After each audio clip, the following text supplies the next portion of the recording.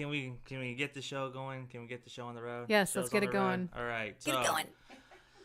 I'm the Boogieman, Johnny Zuko, with my co-host. I'm the Cryptkeepers Mistress, Elysa, and then the voice in the background is our producer, who is mysterious. No, she's just an asshole. But... No. That's some 80s lingo right there. All right. So, honestly, I was going to open up the show with the first few bars of Summer of 69. I was going to sing Bryan Adams. That's what I was going to do. Because, honestly, singing that song on this podcast would be more entertaining than talking about this movie. Wow, that bad? It's not that bad. Maybe I'm being a little too harsh, but that was for some comedic effect, though. Okay. But, shut up.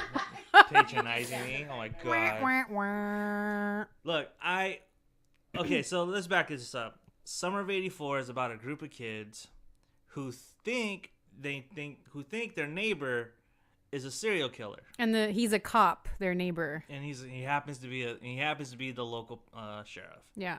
On top of that, so they go investigating. Huh? One kid. Oh yeah, it's just the one kid, the one that lives next door. And then he drags his friends into his madness. And they sort of go back and forth. Yeah, and so they all try to figure out this mystery. It's like a little gang, trying to figure this out. And I don't know. I don't know. So what are your overall... I guess we'll do our overall thoughts and then break it down. Then we'll do a breakdown. Yeah, that sounds good. Break it down. So my overall review, I posted a little bit of it on Facebook just to gauge a reaction. And I said that I really did not enjoy it. I didn't think this movie didn't land the ending. It didn't stick the landing for me. Like there's a major death at the end where you're supposed to like feel it. You're supposed to like, tear up because you care about this kid. Mm-hmm. But it didn't work for me. It didn't work for me. I think maybe the movie was too long. Mm-hmm. The pacing, it wasn't, interesting. And the story was all over the place. You had like two subplots going on. Yeah. And then one major thread. And then once one of the subplots gets integrated with the main storyline, then it becomes a different movie. Mm-hmm. I do wish they integrated the girl more into the A storyline. I agree. I thought that was the laziest, and I'll get into that, but that was the laziest writing ever on her. And it's like she didn't even need to exist in this movie. It was so stupid. No, she had no. I honestly don't think she had a place for this. She movie. didn't like at all. The only thing. Well, I guess I'll let you finish and then we'll break it down. Well, they're like. They're the kid's peeping on her. Mm-hmm. There's she's like the neighbor. So she's a neighbor that lives across the street, but she was also his babysitter growing up. So I don't know. To me, I felt like she didn't need to be in this story. I think that was I don't know. I honestly feel like she had no place in it. Yeah. Because she didn't add a different dynamic to She added nothing. She literally added nothing. And she came too late to the story. Yeah. To the A storyline. Mm-hmm. But the whole, whole relationship and that, I didn't buy that. I didn't buy that for shit. Like, they were really trying to make them seem like teenage boys. Well, how old were they supposed to be again? 15. Okay. 15, 12 years old around there. They're like, what, high school, right? They're high school. I was that age. Yeah. And I did not act like that. Like, I thought they were really childish for 15. Yeah. Well, boys are really immature. But, even the guys I hung out with, I was like, some of this stuff is ridiculous. And that's what I wanted to get into is like the character. Well, I'm kind of going all over the place here. So let me have you finish. I won't pull a Kanye on you. I'm gonna let you finish. No, okay. So and then one of the arguments that I've seen online is that they didn't buy these kids as friends. Yeah. Now, growing up in a small community like myself, I've grown up with friends, and by the time we become like 15, 14, we become different. We're our own person. Yeah. We want to dress different. We want to act different. We don't want to like be in the same, circle, but we're still friends though. You know what I mean? Yeah. So I can imagine that these kids grew up together, but they all went different ways. Yeah. Like the punk rocker kid. He was my favorite. Yeah. He had a hard life, and that's why, he went emo. I wanted him to be more punk. He was more metal. And then the nerdy kid, he was, he came from a stable home. Yeah. The fat kid also came from a single mom home. Yeah. But he had to be the man of the house. Mm-hmm. And then the other kid, you know, he came from a stable home, but he just wasn't stable. Yeah, he liked the weird shit. You know, I mean, I'm not trying to say that he wasn't like unstable. That's not what I'm trying to say. I'm trying to say that, you know, he was just fascinated by like other things. You know what I mean? And his dad was a reporter. Yeah. So I understand that investigative journalism side of what he wanted to do. He wants to investigate. He wants to be on the case. Yeah. So I can buy that this group are friends. Mm-hmm. I can also buy that these are summer friends. We all have summer friends. Yeah. Because we have a certain group that we hang out in the summer that we don't hang out with in school. Right, for sure. And that's the truth. Because anyone that knows, like, if once you get out of 8th grade and go into high school, and you go somewhere else, you're going to have a group of friends that you only hang out with for a certain amount of time. Yeah, everything changes. Yeah. And then when you go back to high school, you know, you're back with your normal friends or whatever. So they could either be summer friends or they can be friends that knew each together. other since they were little. So so I can buy that they're friends. But I don't buy the whole thing. I don't buy them. No, wait. You don't buy them like still hanging out? No, I buy them the hanging out, but the ending. Okay, so when we get to the ending, I'll talk about that. Okay. But another thing that I don't buy, and the one thing that fucking pisses me off. That pisses me off. What? 15 kids go missing from 10 different towns. Yeah. No one's the fucking wiser. No killer, no pattern, nothing. Yeah. All of a sudden, a letter gets mailed into the sheriff's department. Yeah. Saying, I am the Cape Cade Slayer. Yeah. Why? You didn't need that. You didn't need to do that. Right. You didn't need to do that. That's just dumb. Because already by then, our main protagonist already saw the kid that's missing on the milk carton. Right. Yeah. The ginger. In the cop's house. And he already puts it together. He didn't need the fucking... It wasn't necessary. Yeah. That was just dumb right there. Yeah. And it would have been more impactful had he been a silent killer. Yeah. Had he not been known, and then that way he would have had the kid still roaming around and giving him ice cream. Yeah, and then he would still be on. That was like pedophile though. Like I thought this guy was a pedophile at first. I think he might have been. You think he was? It was just boys, right? Was it just all boys? You don't even know. Well, yeah, so we'll get to that. But okay, so what were? So look, I don't buy that though. Okay, that to me creates a big that's a big issue for me because I'm like, no, don't do that. That's just fucking lazy. I get that you're trying to replicate the Zodiac or whatever. Totally, yeah. But at the same time, had he not did that and these kids said, hey, look, man, I got all the evidence. The shirt. The kid had like so much evidence. Yeah, because the kid was gonna investigate regardless. Yeah. Right? He already knew there was something wrong with that dude. Yeah. He went down in the basement in the first 5 fucking minutes and saw a padlock door on the door, in the basement. Yep. If that's not a red flag, I don't know what is. Yeah. So, I mean, to me, it's just like, the killer just does that, and it's like, oh, I'm here. And then the kid's like, ding. But he already had the light bulb. Yeah. I don't get it. I think it was just lazy writing, and I don't know if there were like many script changes or if they cut scenes. Because to me, this movie seemed like it had scenes that were cut. You know what I mean? Like there were just things that like, I feel like because of the screen time or the running time, they kind of cut some stuff. I don't know. That's just like... Yeah, like they could have fleshed it out or they shot some stuff that they didn't include because there was just stuff that was like too long that wasn't necessary. And then there was stuff that they needed to show to be necessary that they didn't. So I don't know. Like my opinion on this is like, I didn't hate it as much as you. I liked it. I didn't love it. So like I first heard about this movie last year and I was so excited for it because I was like, yes, like... As have I. You know, yeah, like I've been waiting. Like I held like I was just anticipating this because it's like I love kids in horror movies. Like that's one of my favorite things. It's like blending innocence. And it's a rare thing. It's rare, too. And the fact that it's in the 80s, you know, and I was like, yes, another like nostalgic thing. And then serial killer. Like we haven't really had kids with serial killers. You know, we've had A.T. with aliens, Stranger. And a lot of people are comparing this to Stranger Things. However, the script, I disagree too. It's totally different. The script is written before Stranger Things, and I guess it took a long time to film it, to get going. The only thing that's similar is that it's in the 80s. They're all boys and they ride bikes. And they have walkie-talkies. That's it. Yeah. But like, so did every other thing in the 80s. That's the only thing it has similar. Monster Squad. Yeah, but they were younger. Same. That was like they were younger though in Monster Squad. Yeah, you know? but the thing is, the reason I've been comparing Monster Squad to Summer of '84, not that you asked, but the reason I didn't fucking it, ask you.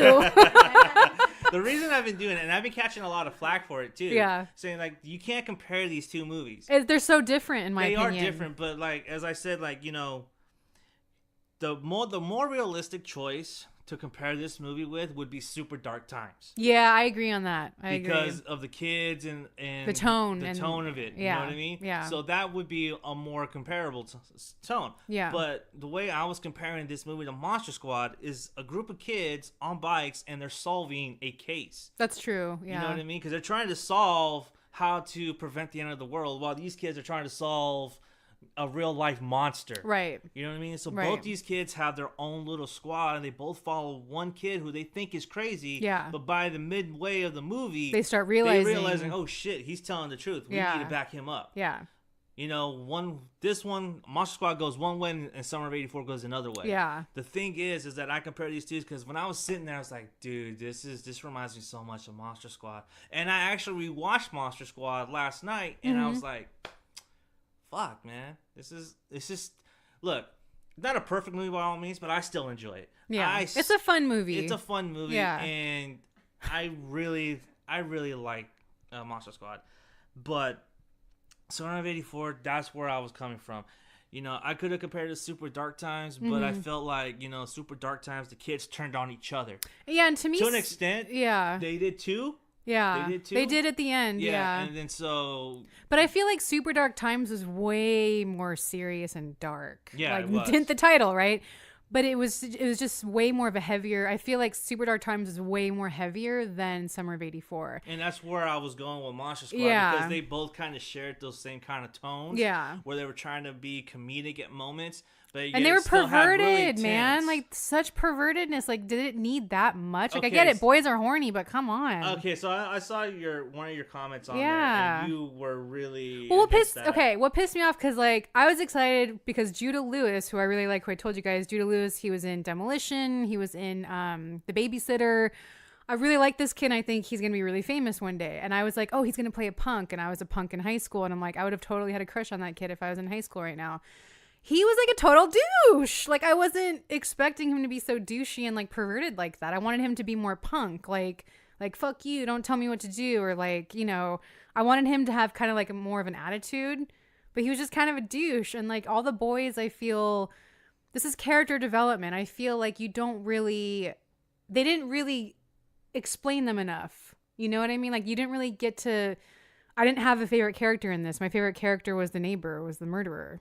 Because I like him and I thought, oh, he's like charming, but he's like sadistic as fuck. But you don't know that. You don't know that. Well, you know it, but you don't officially know it till the end, right? So, but they don't give these kids, and that's why everyone was like, oh, Stranger Things. There's so much character development with all these kids. Like, you get a bond for them. You get to know them more. This kind of was just like, same with Stand By Me, because this gets compared to Stand By Me. I was actually going to go that route too. Yeah, you get to know those characters in Stand By Me a little bit, right? This one kind of like rushed it, or I don't know, they just made all of their conversations perverted. And the whole 80s thing to me wasn't really in this. Like, you don't really hear about them talking about movies or bands. Like, you hear Cruel Summer by Bananarama, and I was like, oh yeah, cool. Like, I love this song. That was the only song. That was the only song, you know? I think that's the only one they could afford. Probably. And that's probably another issue too, is because it's expensive. Yeah. But they did have a cool soundtrack though. I will give that. But I don't know, like the whole nostalgia thing, it wasn't 80s enough for me. It just wasn't 80s enough. So I had that problem. But you know, like starting in the middle and like the girl coming, she wasn't necessary. Like, she was stupid and pointless. And then I don't know, like I was just kind of waiting. Okay, like what I also really wanted is more, that one scene I really liked is when you do see the kid get kidnapped in like that Freddy Krueger kind of alleyway. Yeah. I really liked that scene. I wanted more of that. I wanted more violence on the kids. I wanted more kidnappings, maybe even a death. They really dropped the ball on the ending. Yeah. The ending is what took it. What they should have done was recreated, because he said, oh, you like to play manhunt. Like, yeah. I was expecting him to chase them, right? Him to be hunting yeah. them and really drag it out. Yeah. Where it built this tension. Yeah. And instead it was like 5 seconds. Over. Should we just give a spoiler alert right now? Okay, so Let's now, do a spoiler alert. So if you happen to hear her, it's already spoiler time. So there's gonna be a full spoiler alert from here on forward. Red alert! Red alert! You know, dare if you will, if you want to join the conversation. If you've seen the movie, please stick around. If you haven't, well, please stick around anyway. So it doesn't really matter if you haven't seen the movie. We just want you to stick around anyway. Well, because we really want to talk about the ending, because I know we disagree. Okay, so the killer, the kid's right. It is the neighbor. He's a cop, and he's also the killer. So towards the very end, the two of the kids go out to try to get him. And they end up getting... No, I'm sorry. Wait, he kidnaps them, right? In their beds. In the which was unrealistic, in my opinion. So he kidnaps... Since he's a neighbor, I don't know, like, he gets access into their house, and he kidnaps the two because they think, okay, we're safe here. We're safe in our rooms. But no, like, that's not the case. So he kidnaps them, takes them to the woods, and does kind of the manhunt there. But it's a very short manhunt because he kills the best friend. He kills the fat kid. And it's like... That I actually was really sad at that scene. I was like, no. Like, I was really sad when he slit his throat. See, it was sad to me. See, I didn't even have time to get sad. Like, I was like, that's it? Like, I mean, it's not like I wanted him to die. Yeah. I was like... I thought it was sad. It's done. But then also, okay, so that he kills his friend, and then... This is the scene I did like. When the killer finds the main kid, he goes, I'm not going to kill you. I'm going to let you think, you know, I'm out there. And you've been waiting for me. You've been... Whatever his little speech to him was. But he's like, I'm not going to give you that satisfaction. One day, you're going to look over your shoulder. I liked that scene a lot. No, I thought that was fucked up. I did like that because then it shows... like how far he's willing to go. Yeah, he's not done. He's like, you know what? You took my life, because that's basically what he said to him. He's yeah, like, you stole my life from me. Yeah, and now I'm going to steal yours. And now I'm going to steal yours by you looking over your shoulder every second. What better way to do that than to say you're going to be looking over your shoulder? You liked that a lot. You don't get that in movies a lot. Yeah, and so he's like, you know, I'm not going to kill you quickly. Yeah, it's going to be slow. I'm going to let you drive yourself insane. Yeah, and give yourself into the madness. And then you're going to be someone that doesn't have a life. You're going to be the shut-in. You're the one that's going to be out. You're going to be the outcast in your community. Yep. And you're going to see how it feels. Yeah, I thought that was so different. Yeah. And so I feel like that right there, I like that part. Yeah. But when they ended up killing Woody. Woody was the friend, right? The big kid, the chubby kid, so I'm like, which their nicknames were off. Eats was the punk kid. The punk kid, yeah. And Woody was the big kid. Which is weird because it should be reversed. It should have been reversed. because the punk kid was horny. And then yeah. the other kid oh my God, Eats. totally. What do you mean? They were all fucking horny. Like, Jesus Christ. And actually, I thought that was the only realistic thing about them. But they were very immature.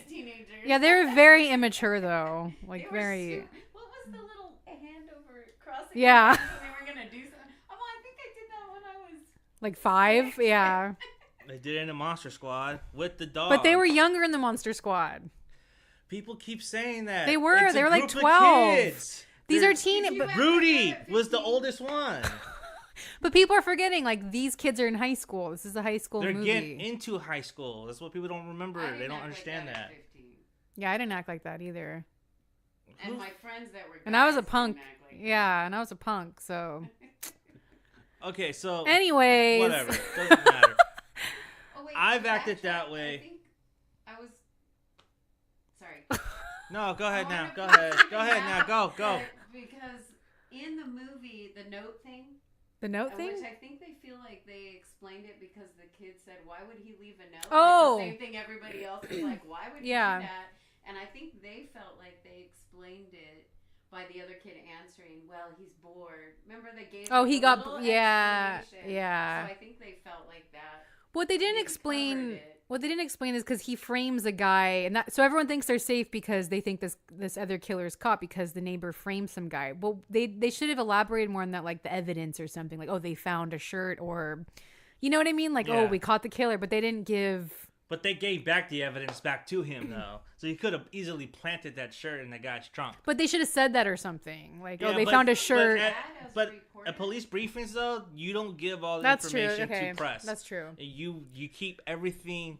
You only give, like, maybe a big detail. A little and bit, you yeah. keep all the other minor details to That's yourself. true. Because then if those minor details come out, then you're going to have, like, copycats. Yeah. And you're going to have other people want to do that or take credit for it. You know what I mean? Did they say what the kid was wearing when he disappeared? It was the shirt. What did they say? So I'm saying if the dad's a reporter, wouldn't he have known that that the kid was wearing an empty That's the shirt? thing. They didn't yeah. And then here's another Right. thing, too. Like, another subplot that they didn't even touch on was that the dad got a phone call saying, hey, we got a missing kid here. You need to come down to the station and report this. Yeah. He's an investigative reporter. How Yeah. come they didn't fucking have him investigate? And they kind of, so people argued about this too, like, oh, the parents are so dismissive in this. Or like, oh, just let your kid go out. But then, to be fair, so I looked into this. If you look at like Nightmare on Elm Street or a lot of the 80s films, the parents were kind of dismissive as well. You know? So it's like, back then in suburbia, kids like came home when it was dark, you know? I honestly feel that, again, it's like, tropes, horror tropes. It's like the Charlie Brown effect. You know what I mean? How the kids all understand each other, but the parents are like, and that's because the kids don't understand what the adult is saying. Yeah. That's what that is. So that's why you hear like, wah, wah, wah, wah, you know what I mean? When they're talking to the adults. They can only hear like fragments, but they can't grasp what they're saying to them. Yeah. And I feel that's the same way with horror movies, and that's how they treat the adult. Because I feel like if you have an authoritative figure in a horror movie, then the horror aspect probably wouldn't work as well. That's true. Because you need these kids to make dumb decisions, and you need them to be a little bit ignorant. But the parents were, I have to say, I agree, the parents were, I couldn't really tell. That completely took me out of the movie. Yeah.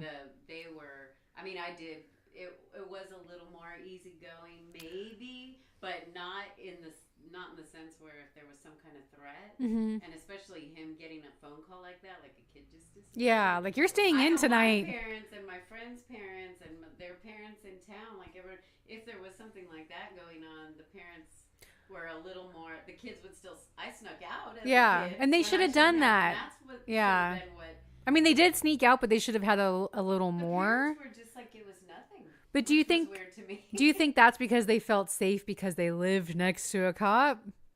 You know what I mean? Like that even when they found out it was him and he was on the loose. That's true. And yeah. what got me about that is the kids, even though they didn't touch on it, I am sure that they knew that their son's picture was on the wall. Yeah. With all the other kids that died. Yeah. To me, as a parent, and I know my parents in the 80s and my friends' parents in the 80s would have been like, oh, wait a minute, I'm sleeping in your room. Yeah, we're all sleeping in the same room.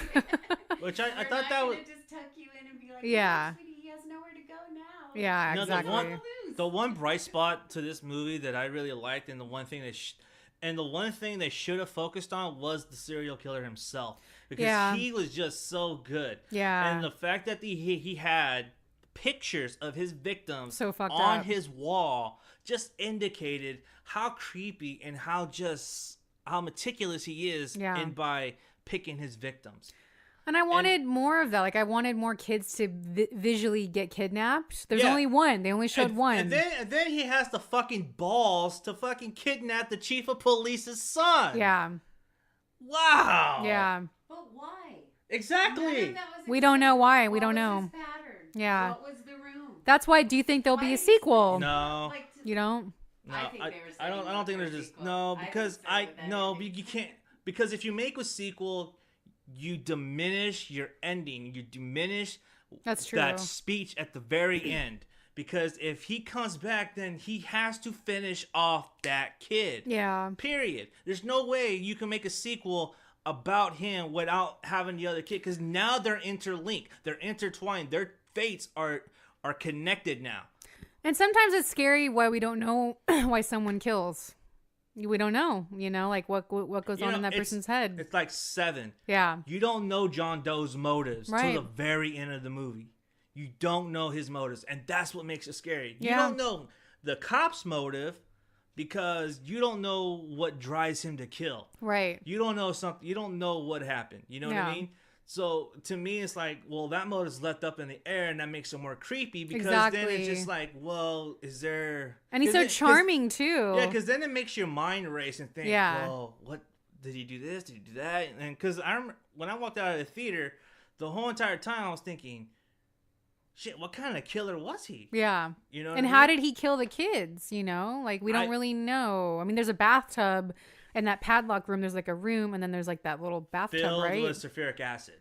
But do you think that's how he killed them all? No, I think he strangled him. I think he strangled him. Oh, okay. But there was no pattern though. There was no pattern. There was no pattern. Because just again, boys. That's just why. That's why no one was able to pick up on him because there was no distinct pattern on how he killed his victims. And that's scary. And he was a chameleon. Yeah. And that's what makes it even scarier. They didn't even know because they never found the kids.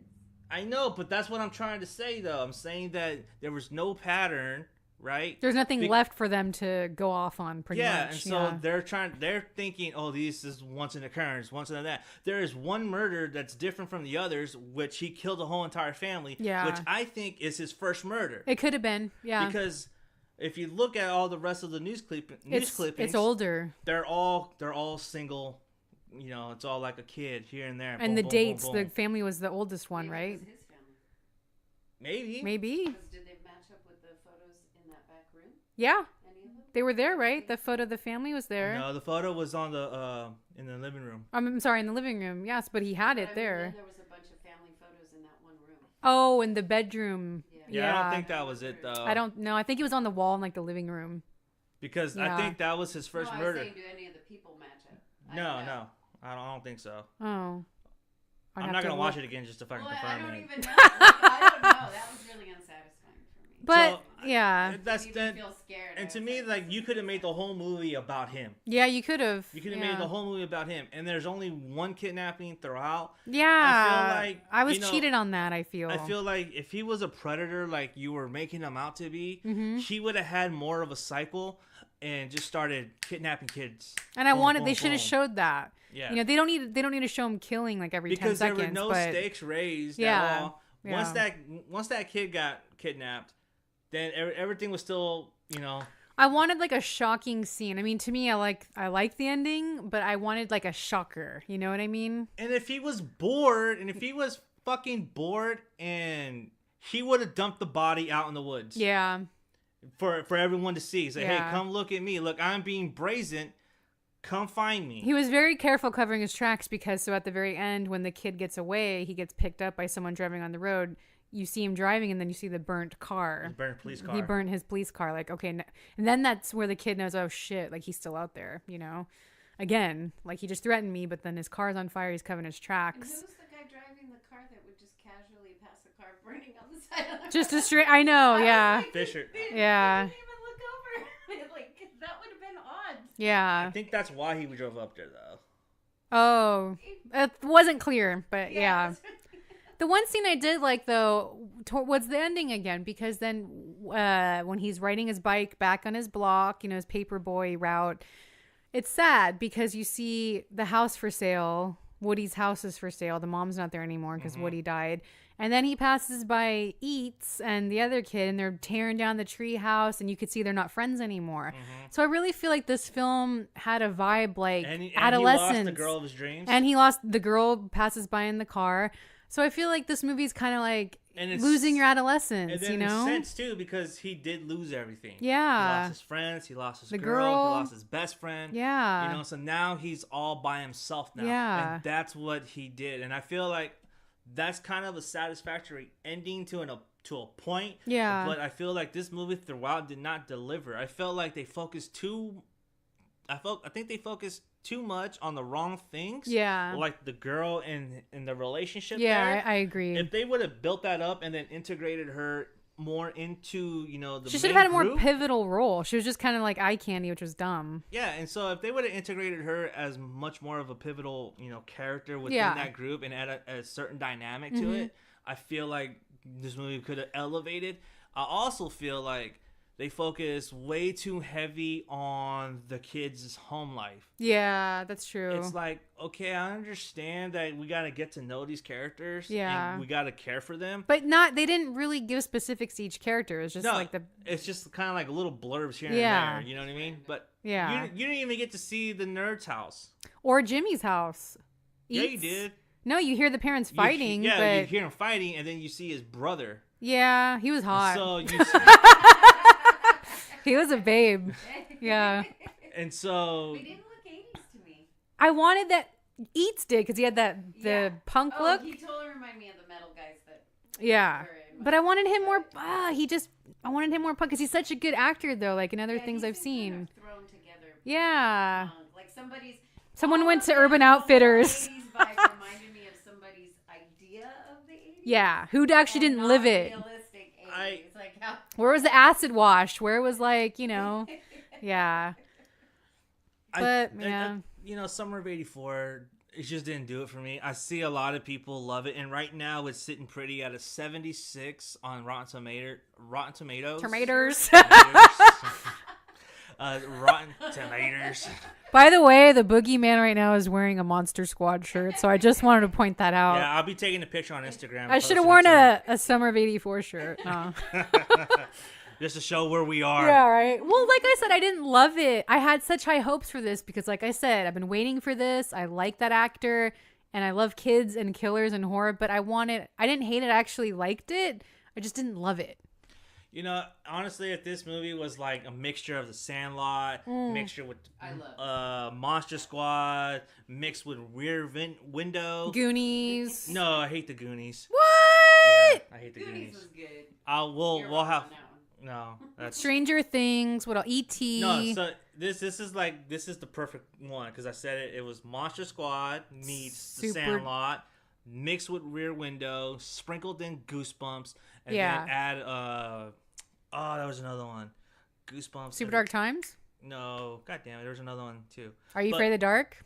Yeah, I think so. Erie, Indiana. I can't play that. I love Erie, Indiana. It's on Amazon Prime. Shout out. I love it. You have to just reboot it or something. Yeah, it's on there. Have to. But if it was a mixture of Sandlot, Monster Squad with Rear Window and Goosebumps, I honestly feel this movie could have elevated itself because then this movie wouldn't have taken itself so serious. But that's the thing. I feel like it didn't know which route to go. It could have gone darker, in my opinion. It could have gotten bloodier. Instead, it should have to push the limit. They should have gone with like the concept of world's most dangerous game. Yeah. Like, because we were talking about it in the car, and she was bringing up the point where like I wanted him to hunt those kids. Yeah, me too. Me too. At the end. Yeah. And I was thinking about it. It's like, I wanted him to stalk them. What if the whole entire movie was him hunting those kids? Yeah. Like maybe started it earlier in the film, or like there was something that they saw, right? There was something that they saw, and it's like, oh shit, I'm gonna start hunting them. Yeah. And then have the actual group in danger. Yeah, I feel like they weren't in danger enough. I really wanted them to go for it. Like I said, I wanted more because he was bloody. a cop. Yeah. So he could have done some fucked up shit to. He could have gotten away with a lot of it. Yeah. He could have parked in front of their car. He could have parked in front of their house with the cop car. He could have shown up at school and pulled them out and said, hey, and talked to them creepily. Or he could have just done all kinds of things. Or he could have He should have fucked up their treehouse. Like Dracula? He should have put a body in there. Yeah, or something like sinister, or like a heart or something. Because Dracula blows up the treehouse. Yeah, remember? but they should have done something like that. But then I feel like... And then he should have at least put down 2 of them. Yeah. At least yeah, 2 I agree. of them. He should have killed the nerd and then the fat kid. Yeah, those 2 should have been the ones. This is so fucking macabre the way that we're just talking about this fucking movie. Well, no, but he should have put down like 2 of those kids. Here's the thing, though. They need... Yeah, she should have died. So stupid. Yeah, but his type wasn't women though, or girls. That's true. It was all boys. That's true. But he didn't have a pattern. Yeah. Yeah, but it was all boys though. But here's the thing: it's hard, right? When you're dealing with a movie with kids and horror, it's so hard. Which route do you go? Because I feel like people don't really push that bar. This was kind of like in the middle. I feel like because of like all the stuff, it's like we actually.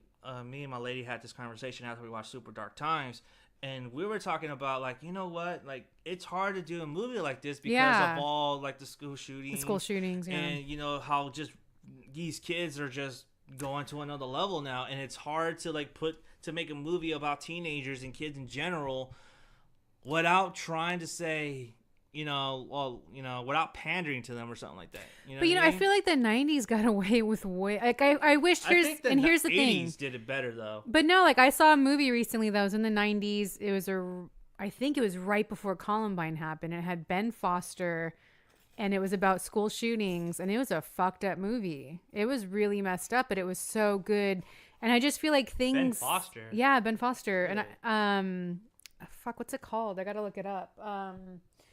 You know, he was in Flash Forward, and he's been in a bunch of films. But I just feel like the bar now, we're such wimps. Like, we don't...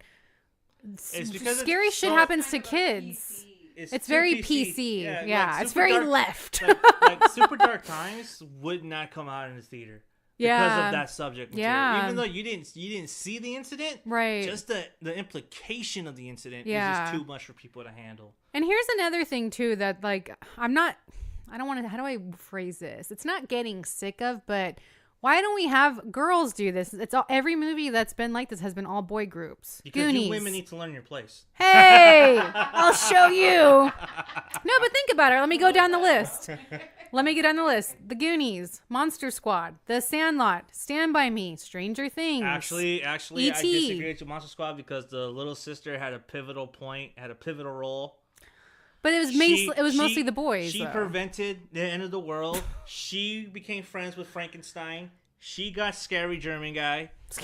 And she... But she's not like a lead, though, is what I'm saying. Yeah, but she was... But she was pivotal to their success. That's what I'm saying. Without the sister, that whole entire movie would be different. I think her point is that if it wasn't a sister but a brother that was that pivotal, no one would have noticed. Like, right. Why not have a whole group of girls? That's what I'm saying. Like Nancy Drew crew, you know? Yeah. Like, I want that because I feel like we don't have Veronica that. Mars, okay? I wasn't into that. It was boring to me. Like, we Veronica don't have... Mars I'm just trying to... Yeah, wasn't really into it. Okay. I'm just trying to think. Like, you had Buffy, but she's a solo, right? And then she's got a mixture of a group of boys and girls. But, like, you don't really have an all-girl thing. Like, they should do one not in the 80s, but they should do one in, like, the early 2000s because I feel like that was the shittiest decade. But they should have something, you know, maybe around that time with all girls. Yeah, trying to solve like a creepy murderer, you know? I don't know, just to spice it up because I feel like there's such a same pattern with these. And I love them, like they're some of my favorites, but there's such a similar pattern with them all. Yeah, no, I agree. I mean, I just think that it's hard with, like, I think the horror community would be more accepted to it than, like, say, like, the comic book crowd, honestly. Yeah, probably. Because I think horror community wants that. Because we're, like, one of the only communities that embrace, like, the final girls. Yeah. Even though they hate that term now, like, we're the ones that embrace them and hold them to high regard. Appreciate them. We're the ones that say, you know, we want female leads and we want all that. You know what I mean? Because if you think about it, horror movies is women being empowered. Yeah, a majority that's true. of them are. Yeah. You know what I mean? And when you have a movie like this is just about a bunch of kids who horny kids. They're just a bunch of kids who think they're detectives. Yeah. You know what I mean? But I like that, though. Like, it's very Hardy Boys. That's also what I wanted to add. This is very Hardy Boys. But... See, I thought the kids in Super Dark Times were more realistic, the way they acted. I agree. And the kids in the 80s acted like that. Yeah. Like, that's how it was. They weren't like... And another couple of points... It was like... Let's go for it. Yeah. Another couple of points that I want to bring up... Cussing at each other. Like, it's very Lost Boys-ish, though, too. Like, yes, team. Like, the truth, justice, and the American way. It was... Yeah. No, it's true. Brothers. I fucking love those brothers. But, yeah. No, like, I love that. Like, I think it needed that for comical relief, probably. Or to lighten it up. It would have been better if it was part of a little... Like, I had things that I did with my friends, you know, in any decade kids do that's goofy, a thing. Or like a thing, and you're kind of making fun of each other. It would have played better if that was, like, them like in that kind of vein. I agree. Like kind of a goofy, where they did that just as a goofy thing instead Here, of put it there. serious. Put her there. Or no, they should have done the too slow, right? Remember that high five? Too slow. Yeah, that would've been like good. cheesy. But yeah, I know what you mean. The one thing I want to point out is that the screenwriters themselves were born in 79 and 80, respectively. Oh, so they were young. 4 or 5. Okay. So they were more 90s then, if anything. Yeah, and that's what I was saying too. That's what I was gonna say, is that if this movie was made in 94, in the summer of 94, they would have been closer to the ages they should have done of that. the boys. They should have done that then. Because then they would have known like the lingo, the 90s, the lingo, the pop culture. They would have known how to do it. And you don't see too many movies about the 90s anyway. No, well, there's a couple. I mean, there was one I just told you about, As You Are, which has the kid from Super Dark Times, and it has the brother from Stranger Things. That takes place in the 90s. I honestly feel like a lot of people are lost among the 80s nostalgia, though. Yeah. I feel like they can't take those nostalgia glasses off. Because so many greats came out at that time. But yet these screenwriters were, like 10, 12 by the time, 94 came around.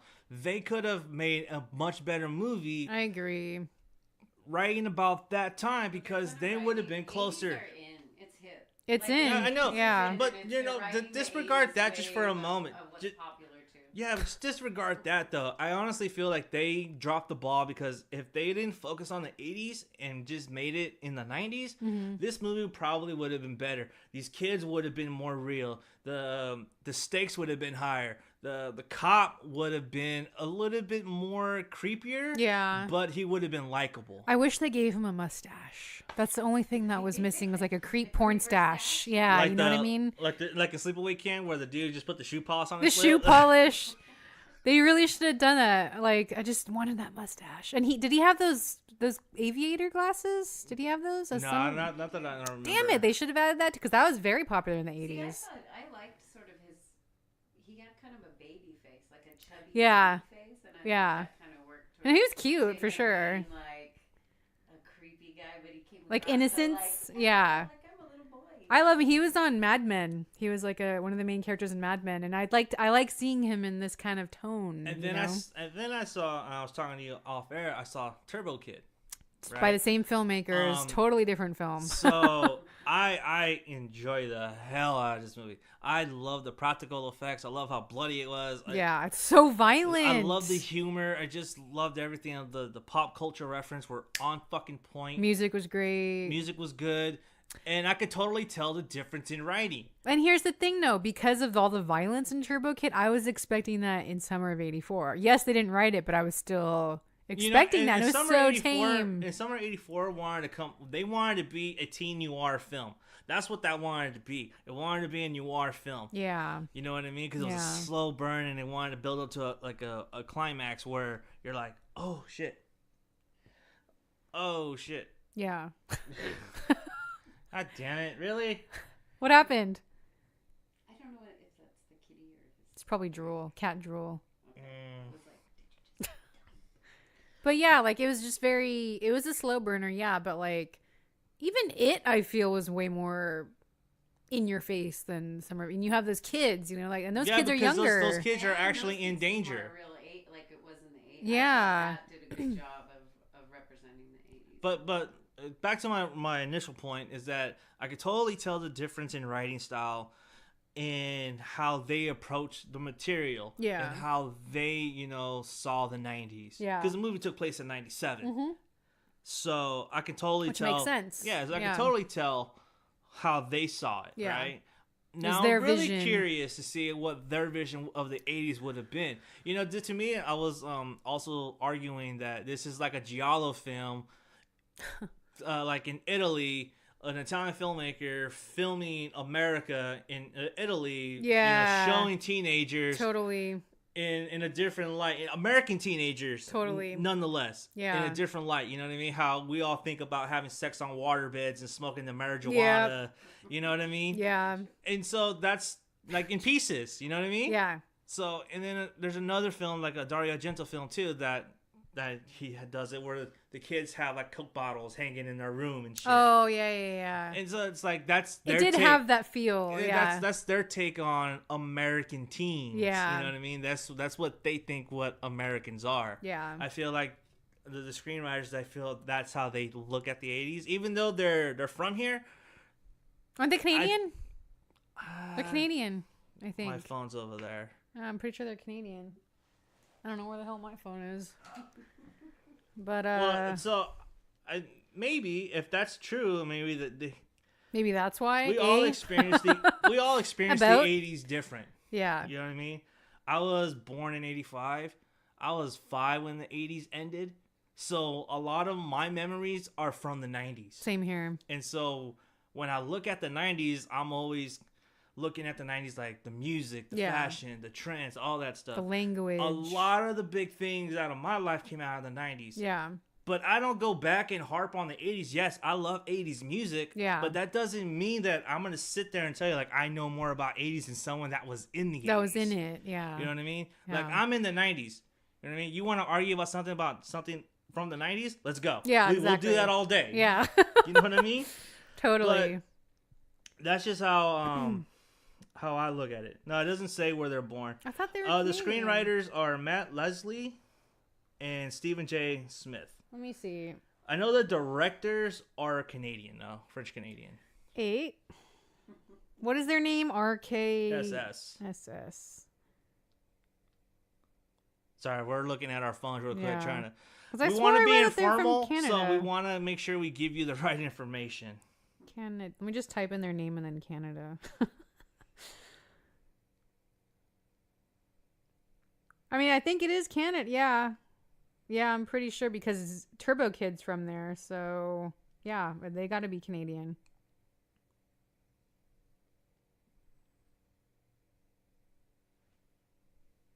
Canada, New Zealand production. Yeah, seems about right. Makes sense.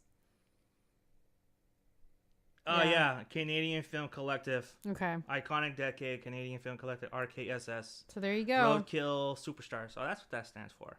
What does it stand for? Roadkill Superstars. I like that. Huh. But yeah, so I honestly feel like this was a movie that didn't deliver for me. The ending did not stick its landing. I liked the ending. Look, I honestly understand why people love this movie. I can see why. I get it too. Yeah, You know what I mean? It's a refreshing. It's different for what everything else that's out there because things are remakes now. You know, and it's actual kids, like teenagers on bikes, and you don't see that in horror movies enough. Right. They're actual kids. They're actual kids, yeah. Unlike they're like in their 20s playing kids, you know what I mean? Right. So I understand the appeal of it, but when someone tells me they like it because of the 80s, I look at them and I'm like, well, it's not really 80s enough though. Well, it's not even that. It's like, well, okay, when were you born? Yeah, I know. How old are you? I'm sorry. I know, I get it. And so it's like people can't take the nostalgia goggles off. That's why a lot of people love like Star Wars, the Goonies, stuff like that, because they're bringing them back. But you can't take the nostalgia glasses off. Like, I'm guilty as that as well. When the Hardy Boys came back for a second run in WWE, I marked out. I was like, yeah, but after a while, you kind of see that they're not the same. Yeah. You know what I mean? You got to need more to go on than just like what decade it's in. And so you just need. I honestly feel like it was a weak story. I mean, it could have. It had so much potential though. It did have a lot of potential. The poster was cool. The poster's awesome. The 2 posters that they and came it was out shot. for. It was shot good too. Yeah. It was shot well. Pacing was all over the place because once it starts going, it stops. Yeah. And so it's like red light, green light. I don't know. To me, honestly, What's your rating? I honestly give this. Z's. What? 0 Z's. I don't know. I mean, it would have to not entertain me to be 0.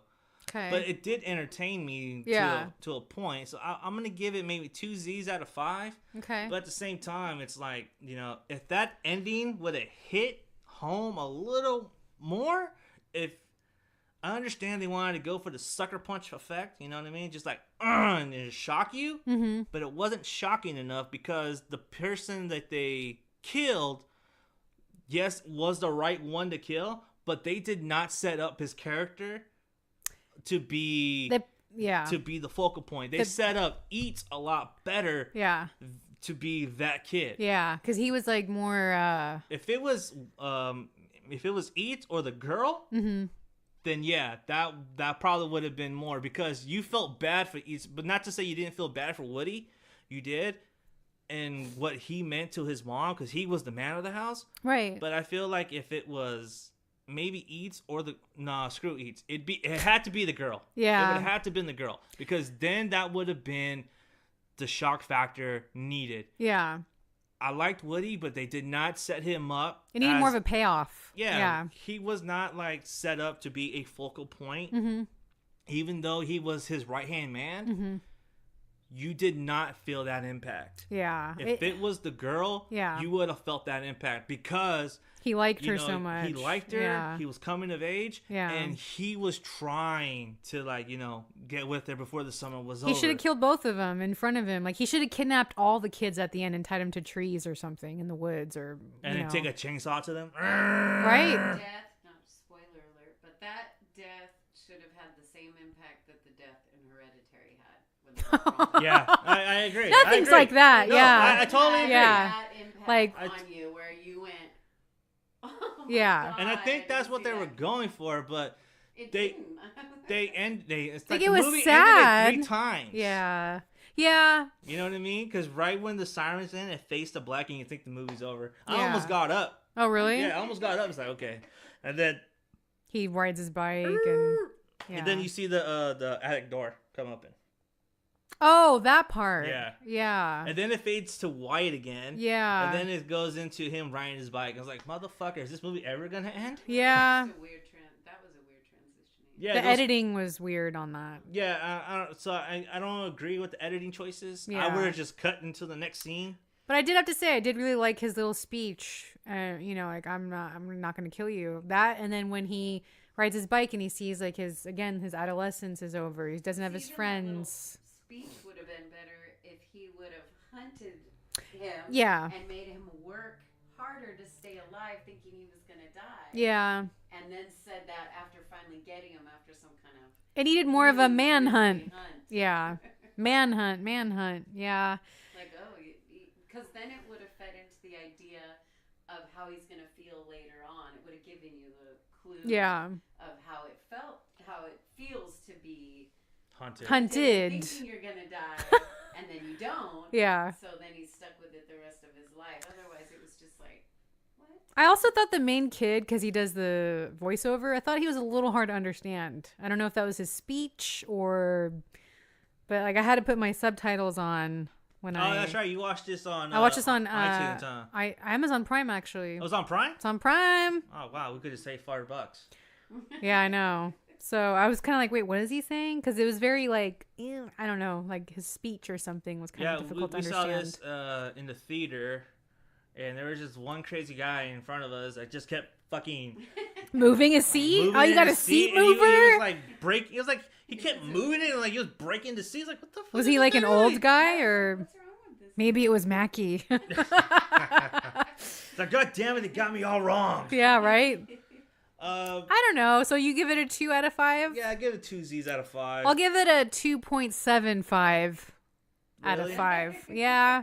2 points. Like a 2 to 3. Like I said, like it had so much potential, and I did really like the ending, but I wanted more blood. I wanted more stalking, more hunting, I honestly feel like more music. if the kids... More music, definitely. That was More 80s references too, because like references It was don't... like they had a rotary phone. yeah, That was the most you got from that was and it. some of the furnishings were They should have put like 80s-ish. It was like yeah, I don't know, and it felt kind of 80s, 90s or something. like that border mashed up cusp. or- Yeah, I just felt like it was inconsistent. and then they all like sprung up the bowling alley, like, oh yeah, we're going to the bowling alley, but then like they were there for like 2 seconds. Like I thought something big was gonna happen at this bowling alley. No, you know what I loved about that is that they set this whole thing up, and then all of a sudden, it's over. I honestly feel like on the day of shooting, the bowling alley manager said, "Hey, you guys got to go for about maybe 10 minutes, so get your shots." Right? Probably. Yeah. Do you know what the budget was on this? It was really low, actually, though. it was pretty low. I think it was like under 2 million. Oh, okay. It's an independent film, and I think it was self-financed. Well, for that they did a good job with like the shots and everything and the locations. The houses all looked cool, and the car that the hot brother had. But yeah. Let's see. I think for the hot brother to be more accurate. I like how we call him the hot brother. Oh my God, yes. He didn't even have with a like name. ripped. Yeah. Crop tops. He should have had a crop top. Crop top on. Yeah. I mean, because really, I remember the hot guys in school. Yeah. And some of them kind of dressed like that. Like, Yeah. it was like, The crop tops and the shorts and like the and tube shorts socks. were little. Yeah. Yeah. And the guys that thought they were really cool. So it was. And I wanted more of that. Actually, maybe that was more junior high, but they were just coming out of junior high. Yeah, But that's I true. remember that there was. But I wanted more of that brother dynamic too between Eats and the hot brother. I wanted a little more of that. You didn't really like the brother just works at the hardware store, and like that was kind of it. You kind of felt like you were gonna get it in that one scene where he asked him if he wanted to ride. Yeah. And then all of a sudden it was over. Yeah. It was like you thought you were gonna kind of see them because you kind of wanted to not. Yes, siblings. Rivalry. Like sort of rib each other and treat each other like shit. But you wanted to have a moment, and I guess the ride was that moment where it felt like, okay, I do care about you. Like that icebreaker. Yeah. Yeah. But it didn't go anywhere. It was just like done. Like that's it. Doesn't he flip him off or something? Yeah. It was all random. I'm like, what's happening? And then same with the girl too, how she was like, you can't. What are you doing? You can't. This is random me mentioning it, but where she was against him. Investigating. Oh. She's like, you shouldn't do that. That's wrong. Yeah. And then all of a sudden she shows breaks up into the house with him. Yeah. Because there's a way to do that with a female character. Like, even the Goonies, the girls in that had way more pivotal roles. And they weren't just like, hey, I'm here. Like, it was so... And that girl's, like, not... She's a good actress. She's on Riverdale as well. So, on the refrigerator, I thought his name was Mackie. But the one thing that kept bugging me was, like, his name was Hacky on the refrigerator. Hacky? Hacky. Why do they call him Mackie? Because that's his name. His name was Mackie. They misspelled it on the refrigerator. Hacky? Yeah. Instead of an M, it's an H. Maybe they were originally going to call him Hacky, like a hack, Hacky sack. No, like hack you up. Maybe they changed the name or something. Anyways. Oh, Mackie's secret. So the Beetle is the same make and model owned by serial killer Ted Bundy. Yeah, I caught that. Yeah. And who goes running at 11 at night? She does. I was one of those. I would feel like I was going to get, like, killed. Really? I know one time a cop stopped me and he was like, there's crazy people out here. Yeah. And I go, Exhibit A? Even, like, walking at night sometimes, like... Yeah, I can't find the budget for this. We'll just say it's under $2 million. I don't want to quote, so don't quote us. If you guys know the budget to this, please let us know. Please leave us on the comments or section below. But I don't know. It did seem like there was a lot of restraint. They did film this in Canada though. It was filmed in Canada. Makes sense. So, and it's cheaper up there to film, tax wise. Mm-hmm. But honestly, I don't know. To me, this movie is sitting pretty, and a lot of people are loving it, which is fine. Yeah. That's your choice. Again, it's all subjective. This just wasn't for me, honestly. I expected more. Yeah, me too. And but it's okay. Other than that, if I want kids on bikes and solving crimes, I'll just go back to Monster Squad or Stranger Things. Yeah. Which I got to start watching, by the way. You got to. Or Stand By Me, which is like the OG. Excellent. That's the OG. I don't know about that. Sandlot's the OG to me. No, Stand By Me is so much better. There's no bodies or... Yeah. Who cares? It's Stand By Me is baseball. like... Yeah, but it doesn't have... Sandlot's about friendship, guys. Sandlot is an excellent movie. It doesn't have River Phoenix in it. No, it has Benny Rodriguez, though. The Jet. He didn't do anything else, though. No, because he became an actual firefighter. Oh, he did? Yeah. Ooh, is he hot now? Because firefighters are hot. You're stereotyping, man. They are. They totally you're are. Stereotyping. No, but they... Whatever. I'm allowed to, okay? Give me my female privilege. I'm allowed to. All right. But that's where we stand on Summer '84. I thought this would be more of a heated argument, and I came in here like, we're burstful of steam. No, I agree with go. you. I just think that I'm one of those that liked the ending. That's all. That's what we disagree on. Yeah, no, that's the only thing. Sucks. Do you want to talk about what we're doing next week? Okay, so next week is September. By the time this airs, September will be in full force, and we'll be in the first week. And so me and Elysa are gonna raffle off 4 movies each. We're gonna pick them out of a hat. And whatever movie we pick, we're going to focus our conversation on that. This is going to be a series called Dog Days of Summer. And the thing is... No, wait. You gotta grab He's got to do his too. Papers right there. So we're doing 4 each of what we think are kind of dismissed films, a Dog Days of Summer. And so the whole premise of this was because, around this time, a lot of films get dumped in the theaters with no fare. Like for example, Kin. Yeah. Exactly. I feel because of James Franco and his situation, I feel that's why they're not promoting it as much. So this is a movie that will get lost in the shuffle. Yeah. Predator coming out in 2 weeks is another movie. You think it's gonna get? It's gonna get lost because it's projecting to be the lowest opening ever. Really? Yeah.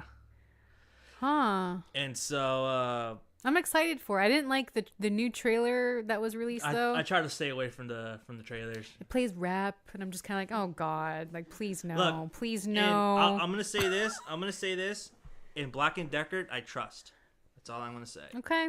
Shane Black, Fred Deckard. I like Boyd Holbrook. I'm on his train. So beep beep. Whoop, whoop. Shane Black and Fred Deckard together, they Predator. They did the first Predator. Yeah, I know. Shane Black did the first Predator. Fred Deckard did Monster Squad. He's done other types of movies. So in Black and Deckard, I trust. So I hope they do not let me down. Yeah, same. And so I honestly feel we are gonna pick films that we feel that don't deserve enough love or credit. So we are gonna pick. Who's gonna pick it? You want her to pick it? You can pick it, yeah. Just mix it around a little. So we would grab one that's mine. Our producer is shuffling the deck now. She's gonna pick one. Just one. Just one. Better be a good one. So we gotta watch this. We gotta watch it. We both gotta watch it. We both gotta watch it. And then research it. Oh my god, I'm so nervous. I'm so nervous. Remember the rules though. What? It has to be streaming. And one of us has to. Is this own me it. or him? I can't read from here. The Fly. Yes! One of mine! The Fly 2, bitches! I love that movie. Oh, wow. I love The Fly 2. Yes. I'm not going to get any Eric of mine. Stoltz. Oh my god. There's such a heartbreaking scene in this movie. And this movie gets shitted on, and I actually really like it. So I'm glad. Okay. It'll be a sci-fi week, because then the week after that is Predators, so... All right, so... He's not happy about it. No, I'm not happy about it at all.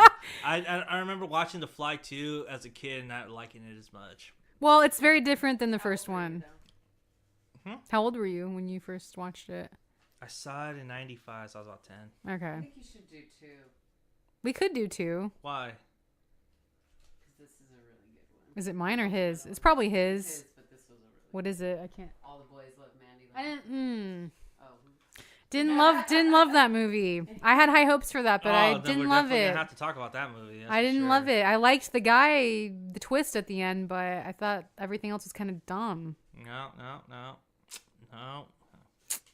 That's a movie that doesn't get enough love. That's a movie. It was also very hard. So I really wanted to see that when it first came out. Couldn't find it anywhere. It was released in Australia before it was released here. Couldn't get it anywhere. Couldn't rent it anywhere. Couldn't buy it anywhere. So for like 2 years, I tried tracking that film down because I was so excited. And then I watched it and I was like, okay. And this was like before Amber Heard was like famous. When Drive Angry came out? Yeah. Or what was the movie? That was one with Nicolas Cage, right? And I'm trying to think. There's another movie that she did that kind of catapulted her to like stardom. I'm trying to think what movie it was. It wasn't Drive Angry, but there was a movie where it's like, oh, Amber Heard is in this movie, guys. By the way, hello, come see this. Yeah. So that's why. But yeah, Fly 2. Yes. God damn it. I'm so excited. I love that movie so much, and it doesn't get love. So we're watching both? No, we have to watch one. We just gotta do one. Because we got to do a bunch of research and see why this movie gets dismissed and why this movie didn't perform well. It's because Eric Stoltz is a redhead, and people have a thing against redheads, even though redheads are cool. So that's my reason. Redheads are a fucking plague to What? society. Whatever. They're a plague. They're like the Black Death. Oh my god. So whenever you see one, you need to run away. This isn't South Park, okay?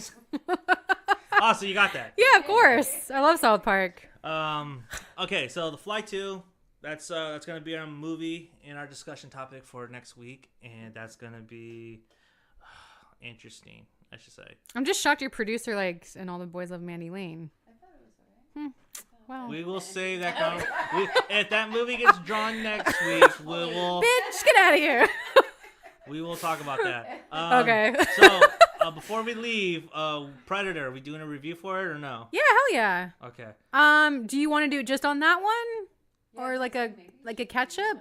You want to do a catch up episode? On Predator? But how many? There's like 4 of them, aren't there? Well, this would be like the 4th or 5th one. Oh, you mean catch up as in the franchise? The franchise, yeah. Oh, I thought you meant catch up as in like just talk about movies that we've seen and then we'll talk about the Predator. But okay, but we can just do the Predator. Just the Predator. Just Okay. the Predator, and then if time forbids, we'll do that. Wait, when does The Nun come out?